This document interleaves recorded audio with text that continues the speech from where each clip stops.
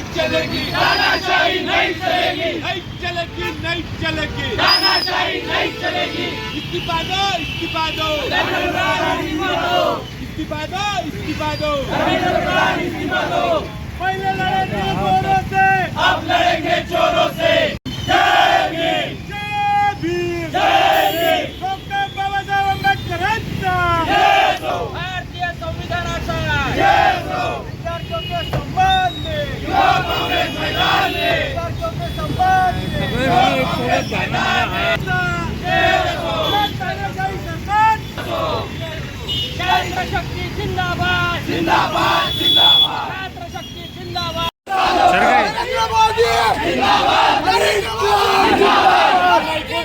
जंतर मंतर दिल्ली येथे जे विद्यार्थ्यांचं नीटच्या विरोधात आंदोलन चालू होतं ते शांततेच्या मार्गाने चालू होतं। ते चालू असताना त्यानंतर त्यांनी जो कॅन्डल मार्च संसद भवनापर्यंत चालू ठेवलेला होता त्याच्यामध्ये पोलिसांनी ज्या अमानुषपणे त्या विद्यार्थ्यांवर लाठीचार्ज केलं हे केलं तर सरकारने शिक्षण मंत्र्यांचा जो राजीनामा घ्यायला पाहिजे होता ते सोडून सरकार आज विद्यार्थ्यांवर लाठीचार्ज करते। तर याचा आम्ही युवक काँग्रेस म्हणून तीव्र निषेध करतो आणि आम्ही आज त्या संदर्भात डॉक्टर बाबासाहेब आंबेडकर चौक येथे त्यांच्या सन्मानार्थ आम्ही आज तिथे निदर्शनं केली आणि तिथे आम्ही पायी मार्च करत असताना आम्हाला पोलिसांनी डिटेन केलं। त्यानंतर आम्ही आज गाडगेनगर पोलीस स्टेशन येथे आणलेलं आहे। माझं नाव अक्षय सावळे, मी जिल्हा युवक काँग्रेसचा उपाध्यक्ष आहे।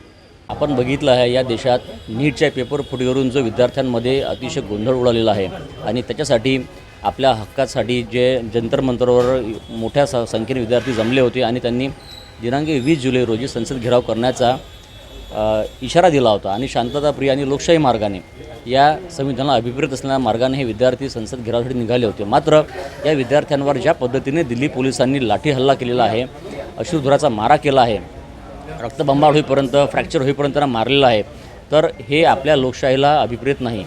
ही विद्यार्थ्यांवर केलेली दडपशाही आहे आणि या दडपशाहीचा आम्ही तीव्र निषेध करतो आणि या विद्यार्थ्यांच्या सन्मानासाठी त्यांच्या आम्ही समर्थनात ज्या पद्धतीने राहुलजी गांधी संपूर्ण देशात नीटच्या विषयावर किंवा या देशातील संपूर्ण एज्युकेशन सिस्टमच्या रिफॉर्मवर बोलत आहेत, आम्हीसुद्धा विद्यार्थ्यांच्या पाठीशी आहे। त्यांना आम्ही आमचं समर्थन दर्शवण्यासाठी येथील बाबासाहेब आंबेडकर चौकात तीव्र निदर्शन युवक काँग्रेसच्या वतीने केलेली आहे आणि तिथला आम्ही रास्तारोको करण्याचा प्रयत्न केला तर तेव्हा गाडगेनगर पोलीस स्टेशन इथे आम्हाला डिटेन करून आणण्यात आलं आहे।